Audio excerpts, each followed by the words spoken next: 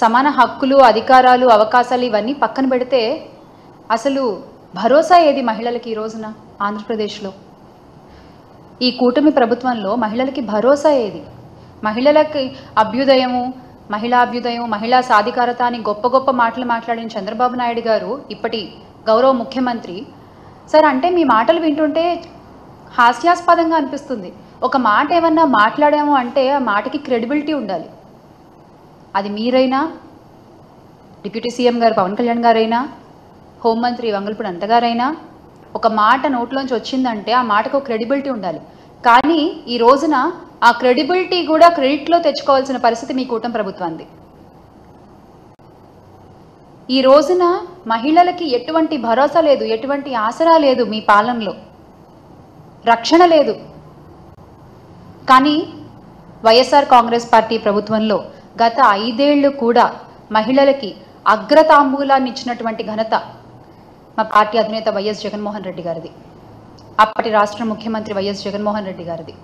నవరత్నాల్లో కూడా 90% లబ్ధిదారులు మహిళలే ఉన్నారు. 90% ఇచ్చిన నవరత్నాల హామీల్లో లబ్ధిదారులు 90% మహిళలే ఉన్నారు. అంటే మహిళా సాధికారతే లక్ష్యంగా అడుగులు వేసినటువంటి ఘనత గత 5 సంవత్సరాలు వైఎస్ఆర్ కాంగ్రెస్ పార్టీకే దక్కిందని చాలా గర్వంగా చెప్తాను నేను. డీబీటీ ద్వారా 1.89 లక్షల కోట్లు, అలాగే నాన్ డీబీటీలో మరో 94,347.26 కోట్ల సాయాన్ని అందించారు. మహిళా భద్రత, మహిళా అభ్యుదయం కోసం పోరాడిన ఘనత వైఎస్ఆర్ కాంగ్రెస్ పార్టీది.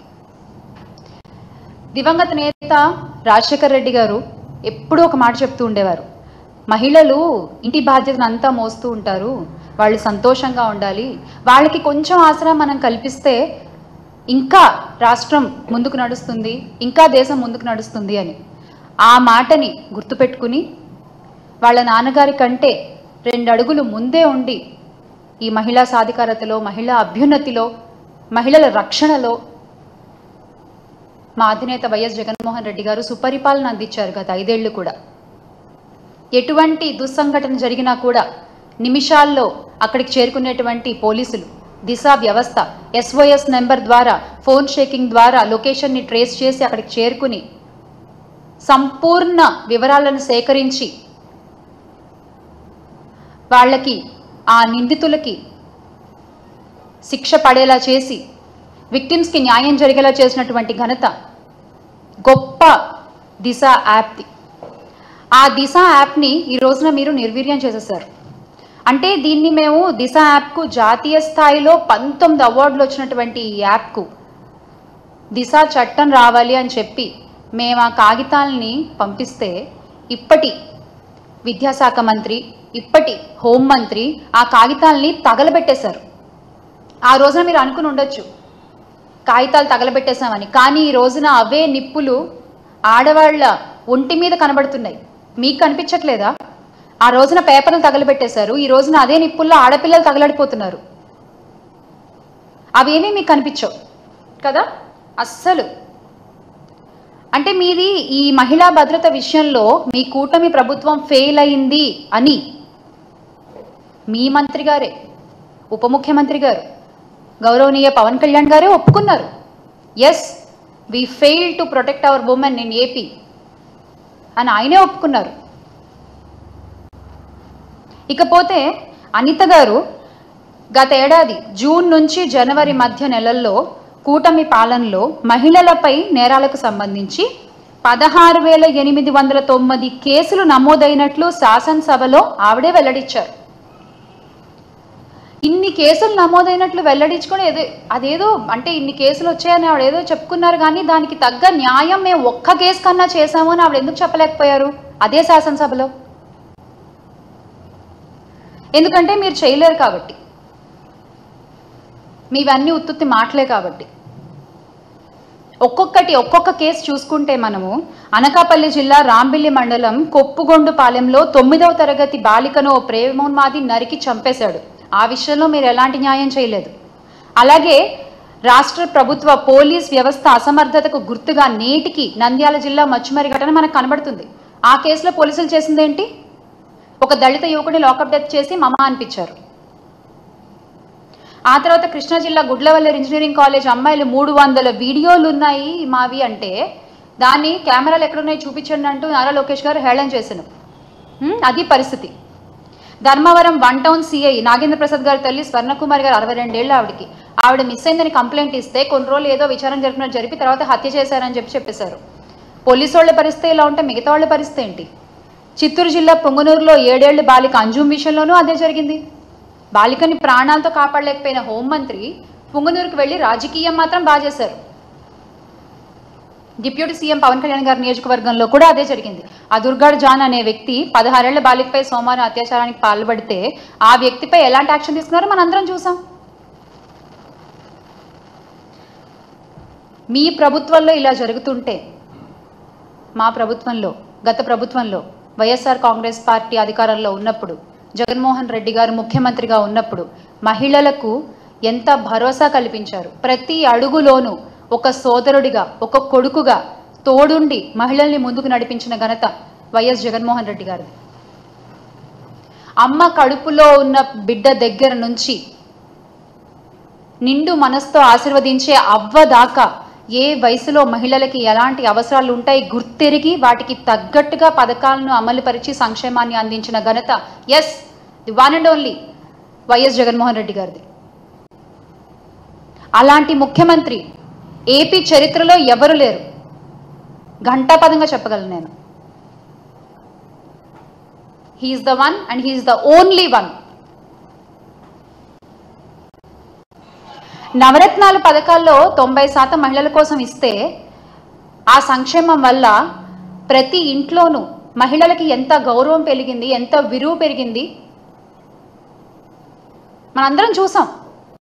ఆడపిల్లల్ని కనడానికి భయపడేటువంటి రోజు నుంచి పర్వాలేదు, ఆడపిల్లని కన్నా ఏం కాదు,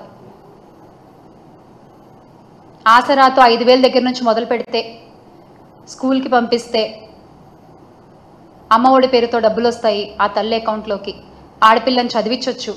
ఆ తర్వాత ఆ పిల్ల పెళ్లికి వైఎస్ఆర్ కళ్యాణమస్తు వస్తుంది, షాదీ తోఫా వస్తుంది. ఇలా ఏ వయసుకు తగ్గ వాళ్ళకి ఆ వయసుకు తగ్గ అవసరాలని తీర్చిన వ్యక్తి వైఎస్ జగన్మోహన్ రెడ్డి గారు. మహిళలకి అండగా నిలిచిన ప్రభుత్వం వైఎస్ఆర్ కాంగ్రెస్ పార్టీ. ఆడపిల్ల పుడితే స్కానింగ్లు చేసుకుని చంపేసుకునే రోజుల నుంచి ఆడపిల్ల పుట్టినా పర్వాలేదు అనే స్థాయికి తీసుకొచ్చిన ఘనత వైఎస్ఆర్ కాంగ్రెస్ పార్టీది. కానీ ఈ రోజున మీరు ఏం చేస్తున్నారు? అబద్ధపు హామీలు చెప్తున్నారు. ఎంతమందినో మోసం చేస్తున్నారు మీరు. చివరికి మహిళల్ని, చిన్నపిల్లల్ని కూడా మోసం చేయడమేనా? ఏంటిది చంద్రబాబు నాయుడు గారు? ఈ రోజున మీరు 33% రిజర్వేషన్ అని మాట్లాడుతున్నారు కదా, కానీ ఎలాంటి ధర్నాలు జరగకుండా, ఎలాంటి పోరాటాలు చేయకుండా, ఎవరు నోరు తెరిచి ఇది అడగకుండానే మా జగన్మోహన్ రెడ్డి గారు మహిళల కోసం 50% రిజర్వేషన్ అనేటువంటిది ఆయన చేసి చూపించారు. ఎవరు అడగలేదు ఆయన్ని, ఎవరు దానికోసం పోరాటాలు చేయలేదు. కానీ ఆయనకి తెలుసు ఒక మహిళ కోసం నించోవాలి అని ఆయనకు తెలుసు. అందుకనే ఆయన చేసి చూపించారు. అందరికంటే ముందుగానే ఆయన మద్దతుగా నిలిచారు. వైఎస్ జగన్మోహన్ రెడ్డి గారి దార్శనికతతో వేసిన అడుగులు ప్రతి ఒక్క మహిళలో ఎంత ధైర్యాన్ని పెంచాయో గత 5 ఏళ్లలో మనం చూసాం. అలాగే ఆయన మంత్రివర్గంలో తొలిసారిగా హోంమంత్రిగా ఒక మహిళకి పదవినిచ్చి వైఎస్ఆర్ గారు రికార్డు సృష్టిస్తే, ఆయన అడుగుజాడల్లో నడుస్తున్నటువంటి మన వైఎస్ జగన్మోహన్ రెడ్డి గారు ఆ మాటని ముందుకు నడిపిస్తూ ఆయన మంత్రివర్గంలో అణగారిన వర్గానికి చెందిన 5 మహిళలకి హోంమంత్రిగా ఆయన అవకాశం కల్పించారు. అంటే మొట్టమొదటిసారి మనం చూసుకున్నట్లయితే కనుక తొలి మంత్రివర్గంలో దళిత వర్గానికి చెందిన మేకతోటి సుచరిత గారు, అలాగే ఉప ముఖ్యమంత్రిగా గిరిజన మహిళ పాముల పుష్పశ్రీవాణి గారు, మళ్లీ విడత విస్తరణలో హోంమంత్రిగా దళిత వర్గానికి చెందిన తానేటి వనిత గారు, మరో 3 మహిళలు, ఆ డిప్యూటీ సీఎం కావచ్చు, హోంమంత్రి కావచ్చు, సబ్జెక్ట్ టు కరెక్షన్, ఇలా చాలా మందికి మహిళలకి ఆయన మంత్రివర్గంలో స్థానాన్ని కల్పించారు. ఆర్థిక, సామాజిక, రాజకీయ వర్గాల్లో మహిళలు ముందుండగలరు, ముందుండాలి అన్నటువంటి సదుద్దేశం జగన్మోహన్ రెడ్డి గారిది. రాష్ట్రంలో 13 జెడ్పీ చైర్మన్ పదవుల్లో 7 మహిళలకే ఇచ్చారు. 26 జెడ్పీ వైస్ చైర్మన్ పదవుల్లో 15 మంది మహిళలకు అవకాశం కల్పించారు. 12 మేయర్ పోస్టులుంటే 24 డిప్యూటీ మేయర్ పదవులు, మొత్తం 36 పదవుల్లో 18 మంది మహిళలే ఉండేలా చూసుకున్నారు ఆయన. ఇది కదా దార్శనికత అంటే, ఇది కదా మహిళా సాధికారత అంటే. బిడ్డ పుట్టిన దగ్గర నుంచి ఇందాక నేను చెప్పినట్టు ఏ వయసులో ఏమేం కావాలో ఆయన మనసుకి తెలుసు, ఆయన నమ్మిన ప్రజలకు తెలుసు ఆయన ఏం చేశారు అన్నది. రుణమాఫీలు అని చెప్పిన చంద్రబాబు నాయుడు గారు ఆ రుణమాఫీల్ని ఎగ్గొట్టేస్తే అది కూడా గత ప్రభుత్వమే భరించింది, వైఎస్ఆర్ కాంగ్రెస్ పార్టీ ప్రభుత్వమే భరించింది. డీటెయిల్గా చెప్పాలంటే కనుక 0 వడ్డీ పథకాన్ని రద్దు చేసినందుకు గాను అప్పులు తడిసి మోపెడయ్యాయి. అప్పట్లో అక్క చెల్లెమలే బ్యాంకుకు అపరాధపు వడ్డీ కలిపి మొత్తం లక్షల కోట్లు చెల్లించాల్సిన పరిస్థితి ఏర్పడింది. అలాంటి కష్ట సమయంలో పాదయాత్రలో వాళ్ళ కష్టాల్ని స్వయంగా విన్న జగన్మోహన్ రెడ్డి గారు అధికారంలోకి రాగానే ఆ మాట నిలబెట్టుకున్నారు. 2019లో అసెంబ్లీ ఎన్నికల నాటికి రాష్ట్ర బ్యాంకర్ల సంఘం ఎస్ఎల్బీసీ వివరాల ప్రకారం మహిళల పేరిట పొదుపు సంఘాల్లో ఉండే 25,571 కోట్ల రుణాన్ని 4 దఫాలుగా వైఎస్ఆర్ కాంగ్రెస్ పార్టీ ప్రభుత్వమే తీర్చింది. 4 దఫాలుగా ఆ మహిళల చేతికి అందజేసింది. మొత్తం 7,98,395 స్వయం సహాయక పొదుపు సంఘాల్లోని మొత్తం 78,94,169 మంది మహిళల పేరిట అప్పట్లో బ్యాంకుల్లో ఉన్న అప్పుని మొత్తం వైఎస్ జగన్ గారి ప్రభుత్వమే తీర్చింది, వైఎస్ జగన్ గారి ప్రభుత్వమే భరించింది. వైఎస్ఆర్ ఆసరా, వైఎస్ఆర్ 0 వడ్డీ ద్వారా లబ్ధిదారి పొందిన అక్క చెల్లెమ్మలు పొదుపు సంఘాలు తిరిగి మళ్ళీ క్రియాశీలకంగా మారాయి అంటే ఆ ఘనత ఖచ్చితంగా వైఎస్ జగన్ గారిదే, వైఎస్ఆర్ కాంగ్రెస్ పార్టీదే. కానీ ఈ రోజున మీరేం చేస్తున్నారండి? ఏం చేస్తున్నారు మీరు? ఆ భరోసా, ఆ ఆసరా ఎక్కడిస్తున్నారు ఒక మహిళకి? ఇప్పటి గౌరవ ఉప ముఖ్యమంత్రి కొణిదెల పవన్ కళ్యాణ్ గారు ఊగిపోయారు. ఆ రోజున మహిళల కోసం నేనుంటాను, మహిళలకు నాది బాధ్యత అంటూ తెగ ఊగిపోయారు. 33,000 మంది మహిళలు మిస్ అయ్యారు అంటూ అబద్ధ ప్రచారాలతో రాష్ట్ర ప్రజల్ని ఊపేశారు. ఇప్పుడు ఊరుకున్నారు. ఆయన ఎలా ఊగిపోయారో ఒకసారి మీరే చూడండి.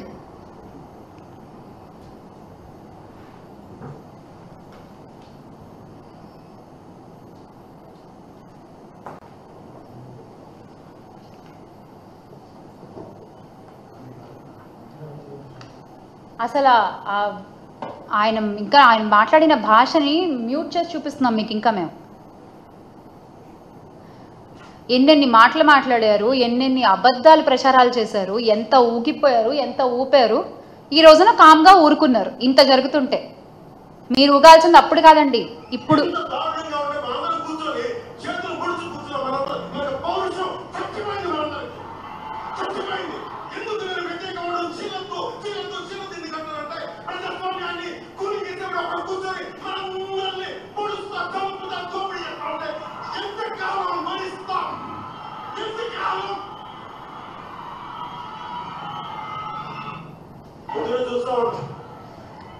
పౌరుషం చచ్చిపోయిందా పవన్ కళ్యాణ్ గారు?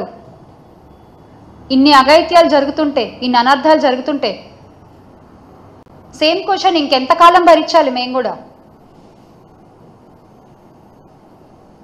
డ్వాక్రా మహిళలకు కూడా అన్యాయమే చేశారు చంద్రబాబు నాయుడు గారు. డ్వాక్రా రుణమాఫీ చేస్తామని చెప్పి మొత్తం అసలు అప్పట్లో అంటే డ్వాక్రా హయాంలో 10 మంది సభ్యులు ఉంటే అందరికీ కలిపి 2 లక్షలో 3 లక్షలో వచ్చేది అప్పుడు అప్పుగా. కానీ బ్యాంకు రుణాలు ఆసరాతో తీరడం మొదలుపెట్టిన తర్వాత కొత్త రుణాలు సకాలంలో చెల్లించడంతో ఒక్కో సంఘానికి ఏకంగా 20 లక్షల రుణాలు ఇచ్చారు. 20 లక్షల రుణాలు 5 ఏళ్లలో ఏకంగా 17,34,074.94 కోట్ల బ్యాంకుల ద్వారా రుణాలుగా పొందారు.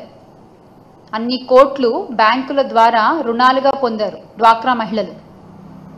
ఎవరు నించున్నారండి డ్వాక్రా మహిళల కోసం కూడా? వైఎస్ఆర్ కాంగ్రెస్ పార్టీయే నించుంది, వైఎస్ఆర్ కాంగ్రెస్ పార్టీయే ముందుకొచ్చింది.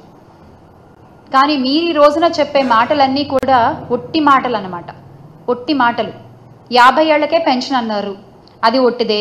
నిరుద్యోగ భృతి అన్నారు, అది ఒట్టిదే.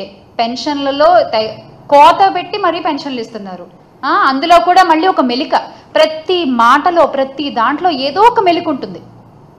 ఏది తిన్నగా చెప్పరు, ఇది ఇస్తాం ఇది చేసాం అని ఒకటి చెప్పండి. మీరు మీ గుండెల మీద చేసుకుని మీరు చెప్పరు, మీరు చెప్పలేరు కూడా.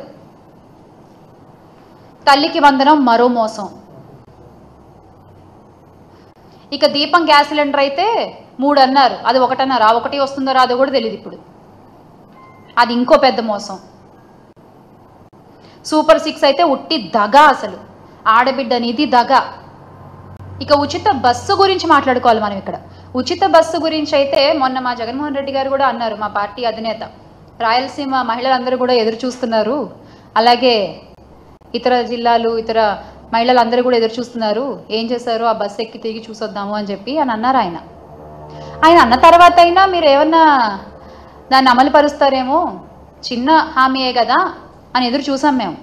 కానీ మీరు అనౌన్స్ చేసిన విధానం చూస్తే మాత్రం అద్భుతం అసలు.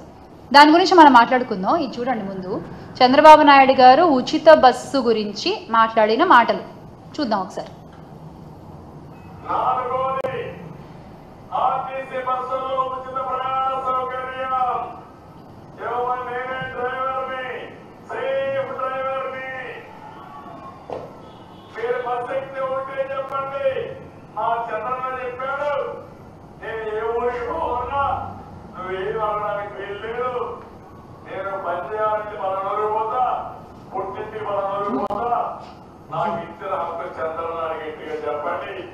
అడిగితే నేనున్నానని చెప్పండి, ఏమీ భయపడక్కర్లేదు.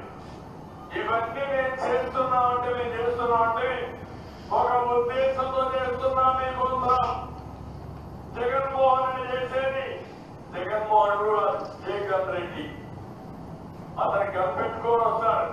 నేను అట్ట కాకుండా సేవాభావంతో ఎదురుకు వస్తా. 4వది ఆర్టీసీ బస్సుల్లో ఉచిత ప్రయాణ సౌకర్యం.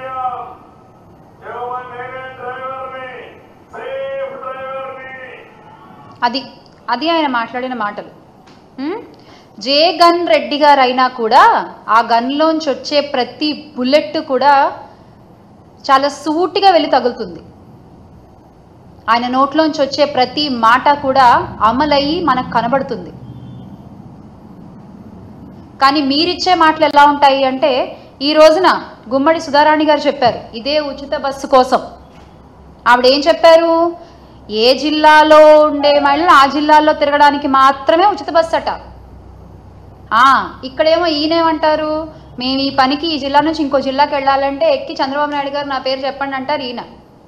కానీ ఈ రోజున అదే కూటమి ప్రభుత్వంలో గుమ్మడి సంధ్యారాణి గారు ఆవిడ ఏం చెప్తున్నారు, ఇందాక సభలో, ఇందాకే జస్ట్ ఒక అరగంట క్రితం, ఏ జిల్లాలో వాళ్ళు ఆ జిల్లాలోనే తిరగాలి. ఇది మీరే చెప్తారు, అది మీరే చెప్తారు. మీ మాటలు ఇలా ఉంటాయి. మా అధినేత జగన్మోహన్ రెడ్డి గారి మాట అంటే అది జరిగి తీరుతుంది అంతే. ఇలా ఉట్టి మాటలు చెప్పడం చేత కాదు ఆయనకి. సూపర్ 6 హామీలు, కళ్ళబుల్లి మాటలు, అసలు ఇంత జరుగుతుంటే కూడా ఆ ఊగిపోయిన పవన్ కళ్యాణ్ గారు నోరు మెదపరు. రాష్ట్రాలు తిరుగుతూ గుళ్ళు తిరుగుతూ ఉంటారు ఆయన. అండ్ నిజంగా అంటే అద్భుతమైన ప్రభుత్వం ఇది. ఎందుకంటే సుగాలి ప్రీతి కేసుని అధికారంలోకి వచ్చిన మొదటి నెలలోనే సాల్వ్ చేస్తారు కదా. అద్భుతమైన ప్రభుత్వం ఇది, చాలా అద్భుతమైన ప్రభుత్వం, ఒప్పుకోవాలి. మహిళల కోసం నించునే ప్రభుత్వం ఇది. ఇన్ని కేసులు 16,000 18,000 కేసులు ఉన్నాయని గొప్పగా చెప్పుకుంటున్నారు కదా. ఇన్ని అన్యాయాలు జరిగాయి, ఇన్ని అత్యాచారాలు జరిగాయని చెప్పుకుంటున్నారు కదా. నిజమే, చాలా గొప్ప ప్రభుత్వం ఇది. కానీ ప్రజలకు కావాల్సింది ఇలాంటి ప్రభుత్వం కాదు. ఇలాంటి ప్రభుత్వం కాదు ప్రజలకు కావాల్సింది. తప్పు జరిగితే వెంటనే ఏం జరిగిందో తెలుసుకుని నిందితుడికి శిక్ష పడేటువంటి ప్రభుత్వం కావాలి వాళ్ళకి. అది వైఎస్ఆర్ కాంగ్రెస్ పార్టీ హయాంలో దిశ యాప్ వంటి గొప్ప యాప్ల ద్వారా జరిగింది. మహిళలకి ముఖ్యంగా అన్యాయం జరిగిన వాళ్ళ చేతులు వెరక్కొట్టి కూర్చోబెట్టిన ప్రభుత్వం ఇది వైఎస్ఆర్ కాంగ్రెస్ పార్టీ ప్రభుత్వం. మీ కూటమి ప్రభుత్వం లాగా కళ్ళబొల్లి మాటలు చెప్పే ప్రభుత్వం కాదు, చేతల్లో చేసి చూపించేటువంటి ప్రభుత్వం వైఎస్ఆర్ కాంగ్రెస్ పార్టీ ప్రభుత్వం. గత 5 ఏళ్ళు చేసి చూపించాము, మళ్ళీ చూపిస్తాం. ఈ అంతర్జాతీయ మహిళా దినోత్సవ సందర్భంగా మహిళలందరికీ ఒకటే మాట చెప్పాలనుకున్నాను. మళ్ళీ త్వరలో మీరు ధైర్యంగా తిరిగే రోజులు వస్తాయి, మళ్ళీ మీకు ఆసరా లభిస్తుంది, మళ్ళీ మీకు భరోసా లభిస్తుంది. అది ఒక జగన్మోహన్ రెడ్డి గారి ద్వారానే మనకు సాధ్యమవుతుంది. So make Andhra great again with Jagananna.